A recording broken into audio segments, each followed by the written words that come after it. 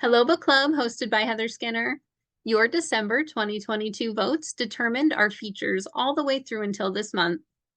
Your vote for the quote, terrified, she looked into his eyes, shadowed by a haunting darkness of a man she no longer knew. Picked author, Tina Hogan Grant, and her first novel in the Tammy Mello series, Reckless Beginnings, as our May 2023 feature. You may already know Tina from reading her Sabella series and her Tammy Mello series. Also, you can attend her Cuppa and a Natter live author chats on her author Facebook page, on YouTube, and in podcast form every other Monday. Please like this video so more readers can find this interview, and subscribe to get updates as more videos with Tina Hogan Grant post throughout this month. I also have to say a huge thank you, Tina Hogan Grant, for offering the biggest giveaway opportunity that Book Club, hosted by Heather Skinner, has ever seen. Members entering. This is a two-step process to enter. First, please join Tina Hogan Grant's Facebook group, where she interacts with readers a lot, and she posts the latest news about her books. Second step is to answer the question, what is one of your proudest achievements in your life so far? All of the links for Tina Hogan Grant will be in this video description, and I will post giveaway reminders in Book Club, hosted by Heather Skinner, on Facebook as well, where you can let us know that you're following her on Facebook, and also answer the question. Winners of the giveaway will receive a signed paperback and swag of Reckless Beginnings, or if the winner has already read Reckless Beginnings, you can choose either Book 2, Better Endings, or Book 3, The Reunions. Tina has also offered a giveaway for a trilogy tote. This is a tote that will be giving away. And that is beautiful. And then on the back is this. And then I also sign it too with a marker. And the new prequel, First Fall, which was released on March 15th. And Tina is going to give away 10 ebook copies of the prequel First Fall, which includes chapter 1 from Reckless Beginnings. If you have already read First Fall, winners of the ebook can instead choose a copy of Tina's upcoming release, Waves and Memories. Hello, Tina Hogan Grant. We are so happy to have you here with us in Book Club, hosted by Heather Skinner this month. Hi, I'm so happy to be here. I am thrilled. And it's finally good to meet you guys and to be able to talk to you.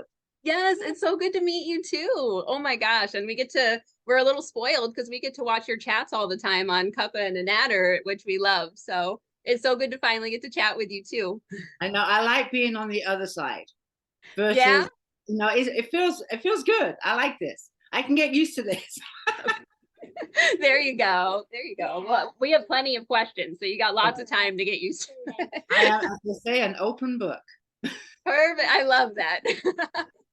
So Gemma and I both absolutely love your cover, Reckless Beginnings. Thank you. Gemma has a question about the cover. Okay. Where does the character live? Yeah, she wants to know where the character lives because she was noticing that kind of blurred background. She got really excited to try and figure out where she was. Okay, well, the model on the cover actually reached out to me on Instagram when the book first came out, and her name is, oh my goodness, Shaya. She lives in Hungary. Wow. And she thanked me for having her, be the representation of my book, her model. But yeah, it's in Hungary, Europe is where she lives. Oh, cool, right? Yeah. That's cool. That's not where her novel takes place, though. That's not the setting. It's not, but that's where she lives. And yeah, I sent her a copy of the book. She loved it. But I was just so thrilled that she actually reached out and said, I'm the woman on your book. So that was really, really cool.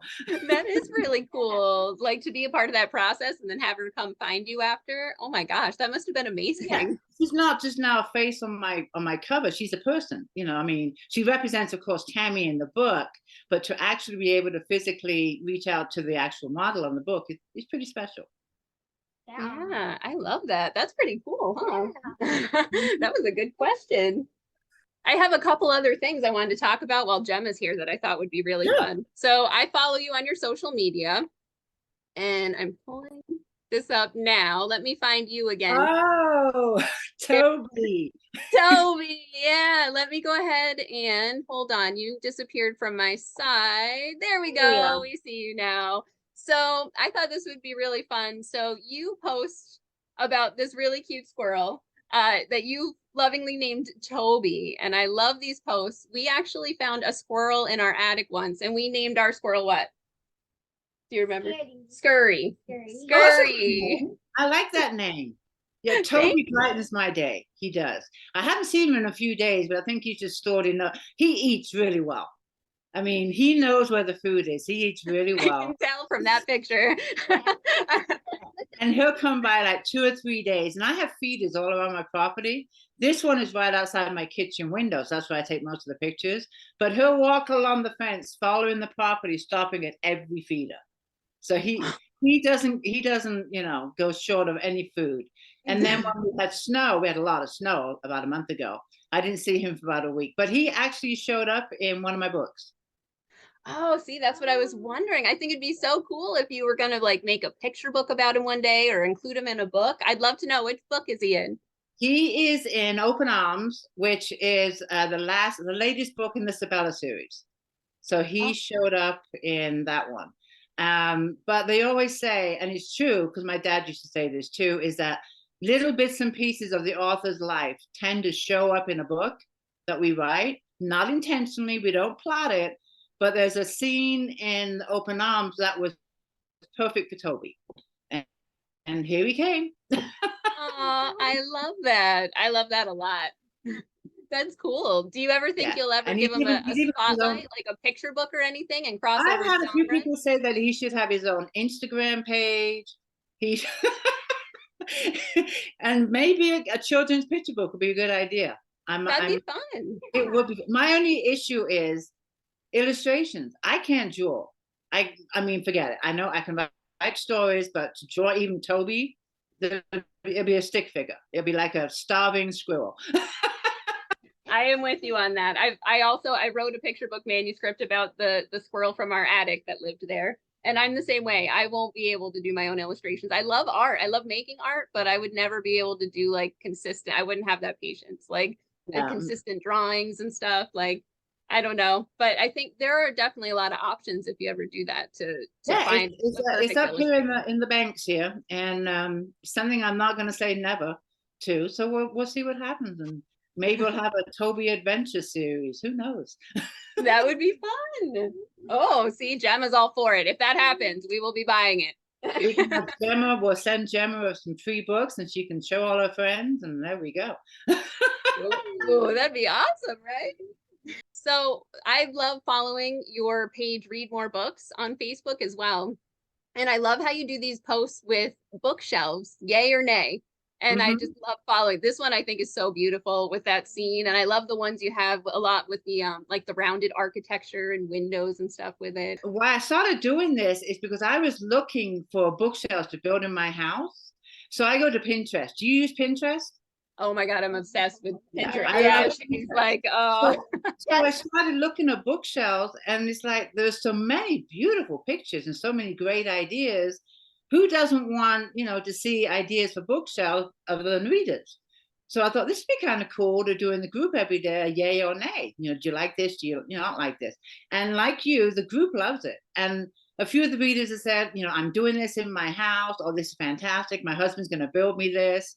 But it's just a fun, simple post that I do every day, 3:00, and I keep the post at the same time.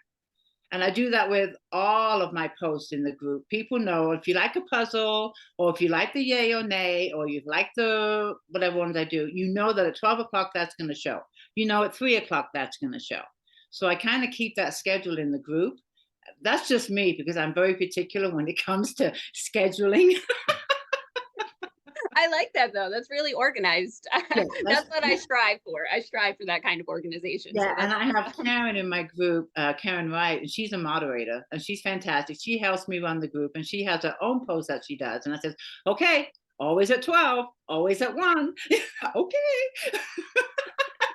I love it. I love that readers can watch out for this at the certain times too, because these are so fun. I love it. And I noticed too, like you have a quote even in Reckless Beginnings where you talk about floor to ceiling bookshelves, and I just love like the bookshelf references everywhere. So I want to know, what is your dream bookshelf? What does that look like to you? Do you have your dream bookshelf? I don't have it yet. What I would love is one room just dedicated to reading. If I had a bigger house, I would have one room.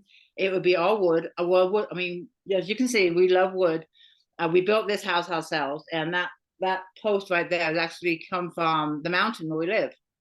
And yeah, we brought it down the mountain, we varnished it, and everything like that. But for me, it would be one room, wall to wall, shelves, all mahogany wood up to the ceiling, and one of those ladders that you slide around on the grass. I love those ladders. And then it would be, not maybe a nice, comfortable circular couch that you just spread out on, and a recliner, 2 recliners. No, maybe just one. Because I don't want company in that room. It's a reading room. Yeah, you need quiet, right? Quiet. There's no chatting aloud. So, and then of course a nice table where I have my drinks and my snacks. But I would love a room of just books. You can't see any walls, just books. That would be my library. I love that. I make Minecraft houses in book rooms or enchanting rooms. It's just books. There you go. Books. Yeah, that's right. No wood. I'd never leave though. I'd never get anything done. That's the problem.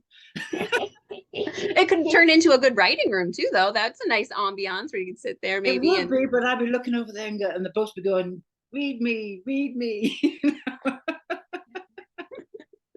What do you think? Is this your dream bookshelf back here with the rainbow that you have now?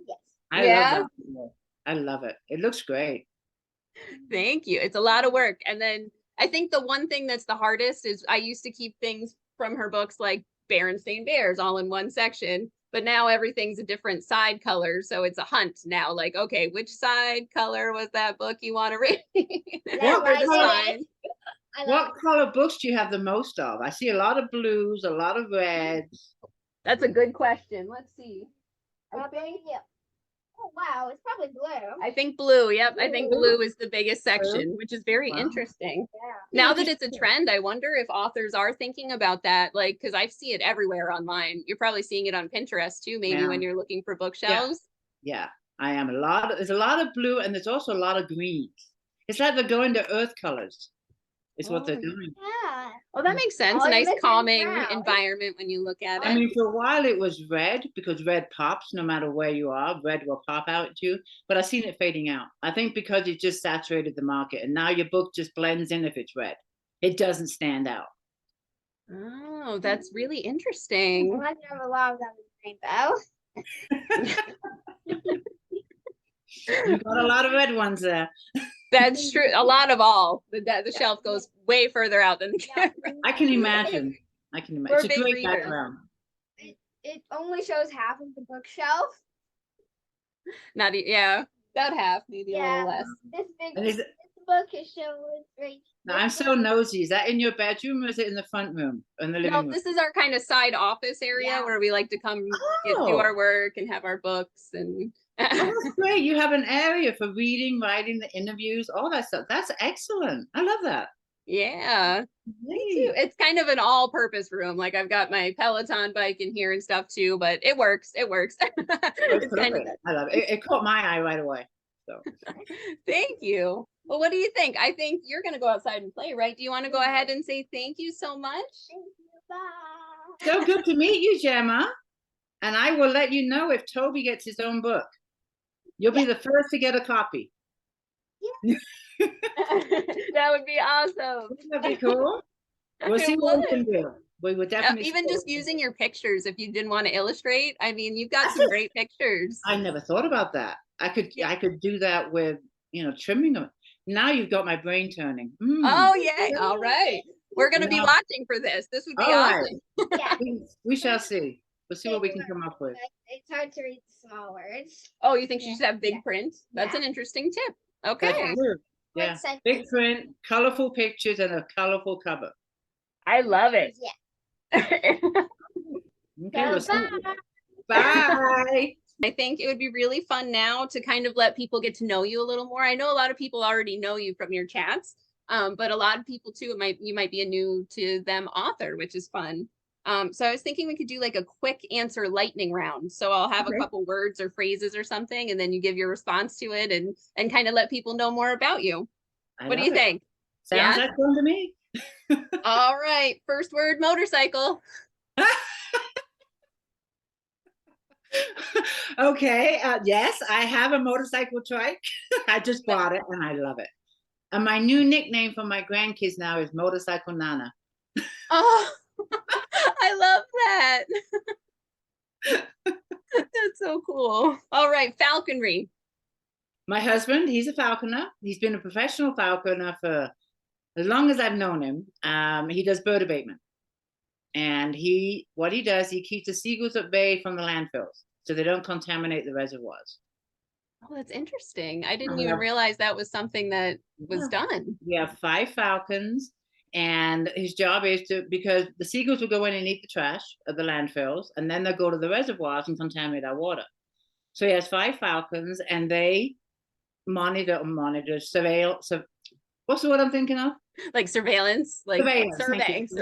Yeah, surveillance. The landfill, and keep the seagulls at bay so they don't come in and eat the trash.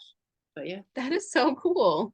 I mean, nowadays you can get like the electronic monitors, like the owls and stuff, but they'll work for 15 minutes and the seagulls realize they're no threat. But with the falcons, you never know where they're coming from. They are a live bird, and they can attack from any direction. So, Wow, the old medieval way is what works. that's interesting. Yeah, that's so cool. Yeah. My next word is survivor. Cancer. Mm-hmm. I'm a breast cancer survivor. It'll be 11 years in October. Wow, congratulations. Thank you. That's wonderful. It did change my life drastically. It really did. You know, up until that time, you pretty much think you're immortal until something like that happens. And the thing with the breast cancer is, yes, of course, it was a frightening experience, and thank God I'm here. But I also got 7 blood clots from the tamoxifen medication that I was on due to the cancer. That scared me more than the cancer when I found out that I had the 7 blood clots. So yeah, that whole ordeal was just one roller coaster ride, and I do talk about it in the books, in one of the books. So. Oh, fantastic. Which book is it that you bring that up in? That's the reunions. Reunions. Okay. It's in the reunions, yeah. Perfect. Yes. I love Reckless Beginnings, by the way. I can't wait to continue to read the rest of the everything you write ever. Oh, you're so sweet. Well, the reunions is book 3. Book 3. Okay. Perfect. The last one. And that does talk about the cancer. Because as you know, this trilogy is based on my life. And 97.9% of everything in the books happened. Basically what changed is names and maybe a couple of towns. But everything else to the T happened in the books. Wow. That is a journey. I'm so glad that you're out the other end on the good of everything. Quite a journey. Next word, lobsters. Oh boy. I could talk for hours about lobsters. I was a commercial fisherwoman for 10 years with my husband, Gordon. We fished on Pacific Ocean, and we would fish out at San Clemente Island. And I have to say, and I say this over and over again, it was the most adventurous, brilliant time of my life. I have to say it, because in fact, I have a book coming out called Ways and Memories. This book was written by me and Gordon. And like I said, the Tammy Mellor trilogy is based on my life. Better Endings is the beginning of the fishing adventures with Gordon, because that's when I met him, and that's how I got into fishing. Thank you, Gordon. And I couldn't put everything into the book because it would be a big book. So we came up with this idea of a collection of short stories, of fishing stories, not just fishing stories, just related around that time of our lives. We had so much fun writing this book. I mean, the tales that we had, the laughs that we had, the scares that we had. It was just so much fun to write. And it was a challenge because it was an industry that's pretty much dominated by men. And here I come, I want to be a commercial fisherwoman. And they look at me like, okay, she's not going to last the season. And well, I proved them wrong. But as soon as they said that, I'm like, I'll show you. So it was also a personal thing for me that I can do this, So it was brilliant. I loved it. I love that. I think this sounds like it's a good theme too. Like through all of your books, you are just so strong and just kind of like, I'm going to prove people wrong. I'm going to make it through this. I'm noticing now, hearing you talk, like that's amazing. And the thing is, I don't eat lobsters. I can't eat lobster. I saw so many of them. It's like, I don't want to eat a lobster. Give me something else. I visited Maine once and there was just lobster in everything. And I was like, oh boy, I can't. Yeah, and California lobsters don't have the claws. We have what's known as spiny lobsters. So they have like antennas, like feelers, and that's how they kind of find their way on the bottom of the ocean because they crawl around through the rocks and stuff. We don't have the claws on the California spiny lobsters, and you can only fish them. See, I'm rambling about fishing. This is interesting. You can only fish them 6 months out of the year, October through March. That was the lobster season, and then for the 6 months during spring and summer, it was a closed fishery. That gave them time to breed. So that way lobsters with eggs are never caught because that's pretty much the time when they have their eggs. So they protect them here. Well, not just California, up and down the West Coast. You can only fish 6 months out of the year. So that's a good thing.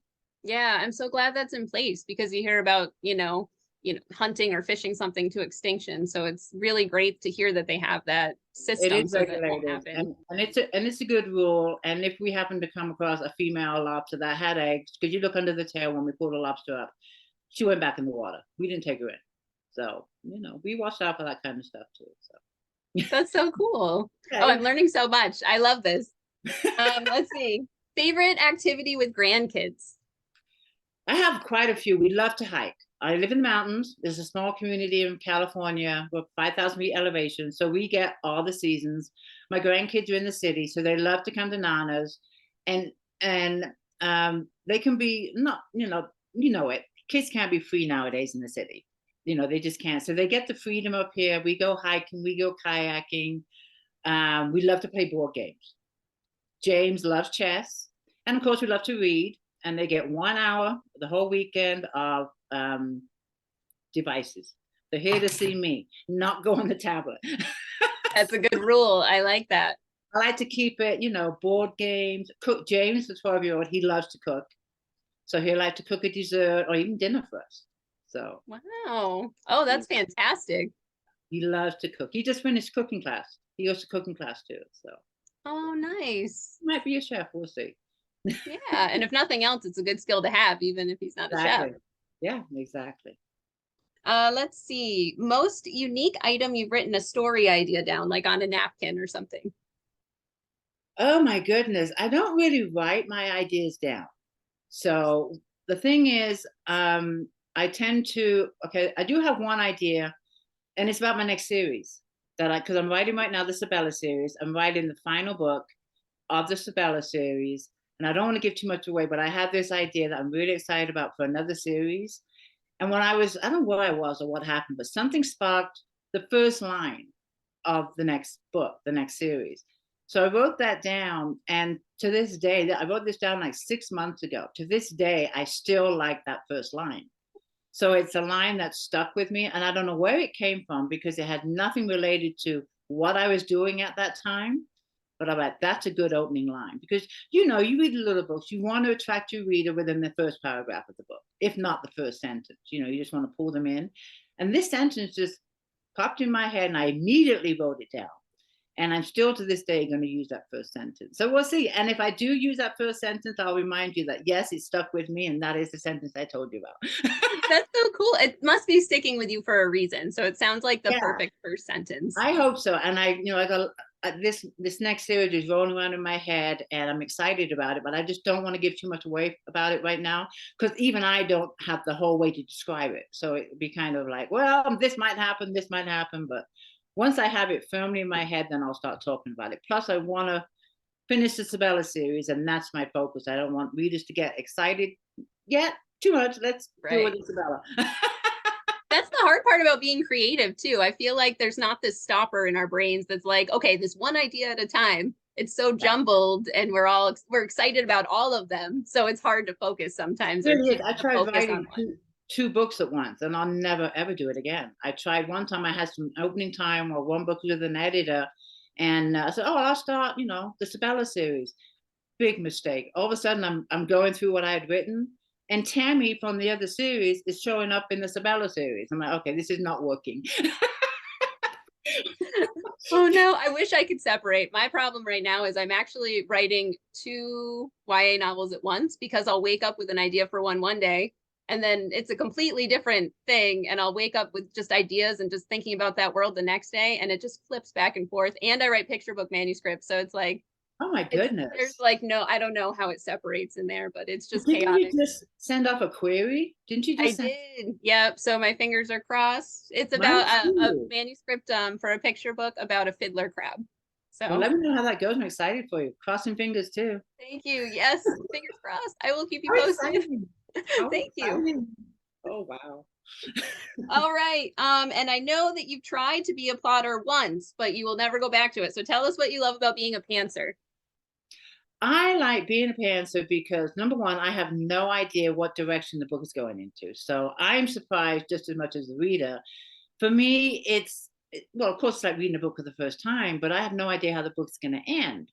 And what I like about it is with Eve in book 2 of the Sabella series, I thought I had it all figured out. You know, Eve's going to do this, Sabella's going to. No, the characters actually take charge of their stories and they tell me. And looking back after reading Eve and the idea I had, it's like, yeah, that's right. Eve would never do that. That is not Eve. So I listen to my characters and I do not try. Okay, I'll take that back. In the book I'm writing now, I did have to veer off a little bit because they wanted me to do something that my readers would hate. And I just wouldn't do it. And not only that, I write what's known as HEAs, happy ever after romances. If I had done what they wanted me to do, it would be a sad, dramatic, depressing book. So I said, I'm sorry. And I actually argued with my characters over this one. So now they're back on track. But I just love that they do surprise me. And I most of the time like the surprises. This time I had to pull them in a little bit. And what else I have to tell you is the Sabella series is what I'm doing. And I'm actually loving this, is that it's a crossover. I'm bringing in Tammy and Dwayne from the trilogy into the Sabella series. So this I'm having a lot of fun with. And this came to me when I was writing book 7. I thought it'd be kind of cool because even though Sabella series is based on me, and yes, I'm writing about Tammy and Dwayne that's based on me in the Sabella series, I have lived with these characters for 3 years. They are real to me. As crazy as that sounds, No, it's Jill, not crazy. Yeah, you have to develop them so fully. yeah, and I've gotten to know them through 7 books. I know what's going to piss them off. I know what they love, you know. And it'd be kind of cool, you know, for me as Tammy to go actually into my fiction book and be a character and meet my characters that I created. So it's pretty interesting. I love that. I love it. Do you think that now that they've done the crossover, do you plan on kind of, even though you're ending the series, do you plan on maybe doing more now as like a crossover thing in the future? I thought about it, and the readers are like, you know, are you sure this is going to be the last book? You know, and I'm saying that there's a lot to cover in a last book because all the characters want a piece of the action. They seem to know. So Claire over here wants this going on. Jill wants this going on. I'm like, wait a minute, I'm focusing on, you know, what I thought the book was about. So now the readers are like, well, maybe you should split it into 2 books. But I'm determined to make this the last book because there has been 3 years of writing this series, so I can start something else. But I'm never going to say never. I mean, like Sabella, there's so many options this series to go.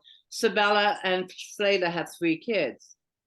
Claire is having a baby. I could come back 15 years later, and it could be about their kids and what Sabella and everyone has done in those last 15 years. So, you know, I'm leaving the door open, but I am going to take a little break. But I have that with series. Yeah, so I could always bring the kids in, but we'll see. We'll see. Yeah. No, that's perfect because you'll have your closure with it and the readers will have closure, but then you still left it open where, you know, maybe there's still the hope that there's more stories to tell possibly if you come back to it. That's perfect. Yeah, never say never. Yeah. All right, I think that was the end of our lightning round.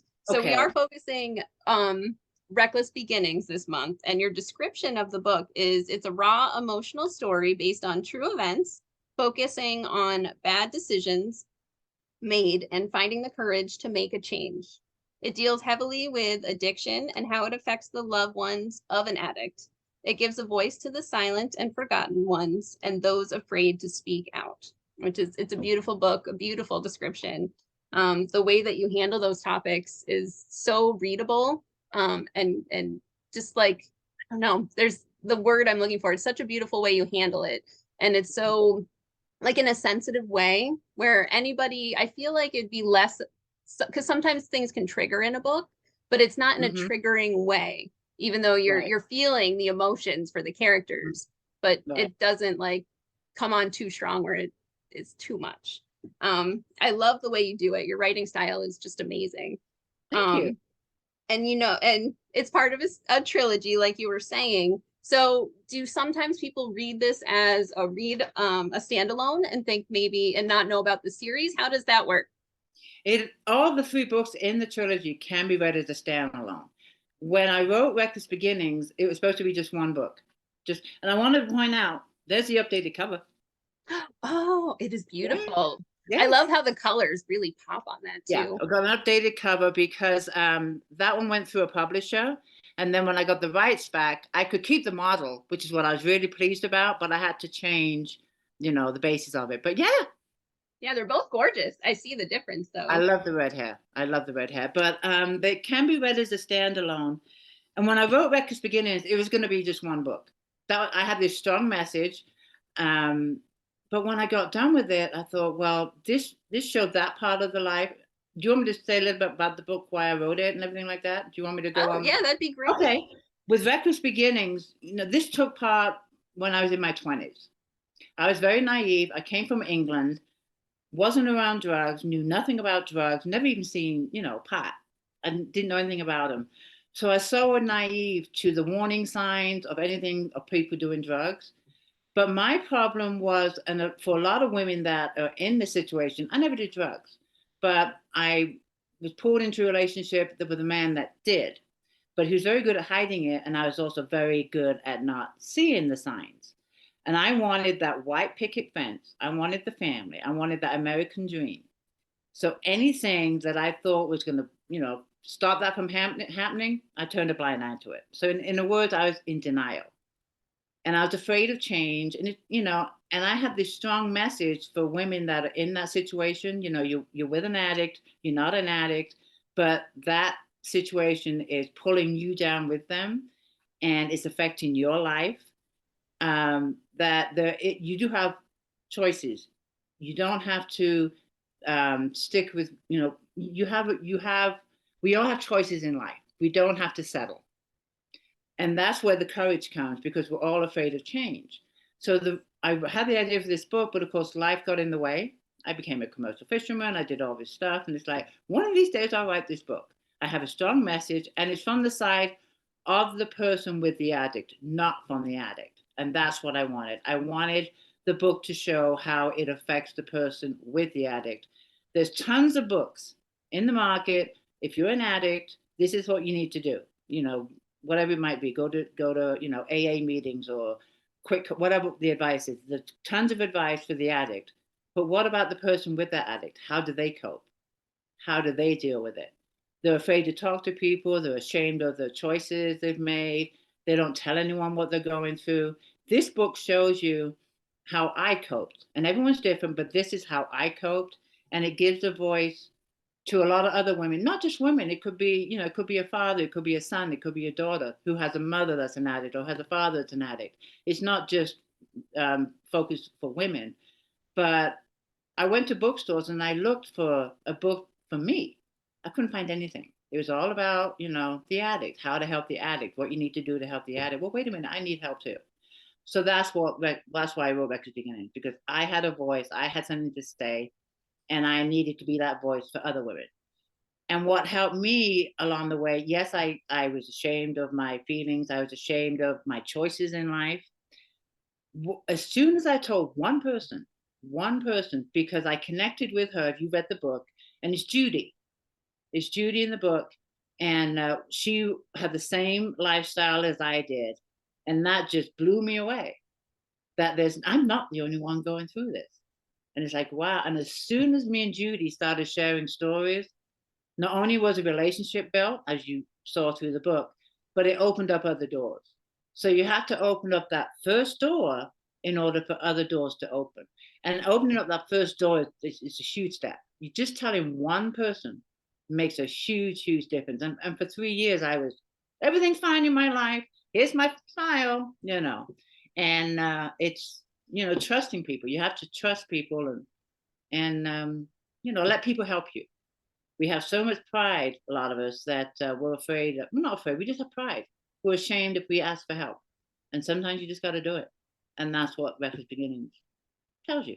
It's beautiful. I think your book is going to be so helpful for people. Like you were saying, those books just don't exist for people who, you know, would resonate with it and don't want to feel alone. Maybe that this book could be like a first step for people who aren't sure who to talk to. I think it's amazing. And even as a mom reading it, it made me really think about, like, there isn't that much education. Like, it's not talked about, you know, for kids to grow up learning the signs. You just kind of secretly hope that nothing bad ever happens to your kids, and maybe sometimes don't even think to talk about what to look for and what to do in a scenario like that. Yeah, and I wrote it in such a way where, like you said, the language is not offensive, and I wrote it raw. When I wrote the book, it was kind of strange because I didn't expect the reactions I was having to some of it, because some of it, you know, going back to Stephen, as I call him in the book, I had closed that door a long, long time ago, moved on, learned from it. But when I actually sat down and wrote the book, I had to reopen that door. And it was like peeling off the layers of an onion. And there was times where it was like, I can't write this right now because it's so emotionally brought back all those, they're not terrifying, but just those bad times in my life. But in order to write the book, I had to go there because I wanted the reader to feel the emotions that were actually, you know, felt during that time of my life. So there was a few times when I just said, okay, we'll go back to this one. And one of the scenes was in the trailer. You know the one I'm talking about? I'm not going to give it too much away. Yeah, Yeah, that one. That scene there. Anyway, but that was a hard one to write because I was carrying Mark, my son, who's Matt in the book, and that was a tough one to write. So there's little scenes like that, like, all right, I'll come back to this one. Yeah, there's a lot of emotion felt as the reader too. I can feel what you poured into it, and it's so brave that you are sharing it too. Thanks. I'm glad I wrote it. And the other thing too is it's not. I mean, a lot of the book covers me living with Stephen, who's the addict in the book. But prior to that, it was just a book for young adults on. We all make mistakes in life. We all make bad choices, and we learn from them. So that's why I put in previous episodes of stupid mistakes that I did at 16, 17. You know? It's a learning time. It's a learning time. And when I was writing the book, that's why it's called Reckless Beginnings, because during those times, a lot of us are reckless. And that's what I wanted to cover, not just that one, but it's like, you know, we don't feel so bad about making stupid decisions. As long as you learn from those decisions, it's okay. But if you keep doing them, I'm sorry.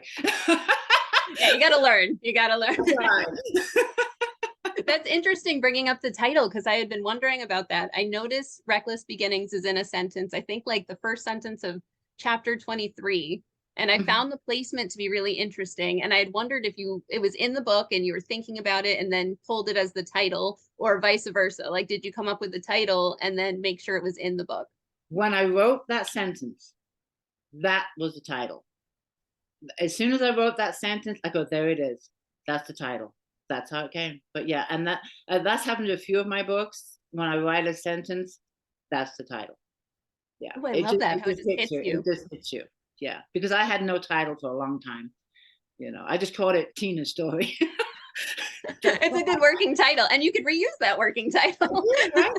But yeah, as soon as I wrote that sentence, I go, there it is. It just popped right out. And I never second questioned it. That was it. I didn't have to think about it again. So. That's really cool. And to hop back just a little bit on what you were talking about, like the emotions of writing it, we actually had a couple of member questions that I'm going to ask you together. So it's going to kind of go together with this if you have anything to add.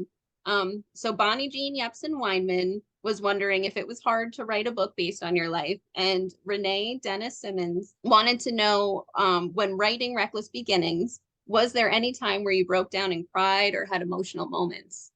Yeah, I didn't expect it to be as hard as it was, but yes. And what happened too was because it was such a long time ago, this happened in the 20s. I'm in my 50s now, so it happened a while ago. But what happened was, as I was writing, I remembered more. That's why I say it was like, oh, peeling off the layers of an onion. So, okay, I'll write about this scene. And like, for example, the scene with in the trailer, I remember bits and pieces of it, but as I was writing, I remembered more and more and more, and it got deeper and deeper into my emotions and a lot that circled because the little bits and pieces of how we ended up in Seattle, all that stuff I know, but the conversation I had in the trailer, what sparked that actual scene, I kind of just blacked out. But as I'm writing it, it just really opened up a lot of memories that I had just purposely didn't want to go back there. So it was really hard, yeah, to write those scenes and to, especially the part of the life that I spent with Stephen. Because even though it was really hard, it also made me really, really strong.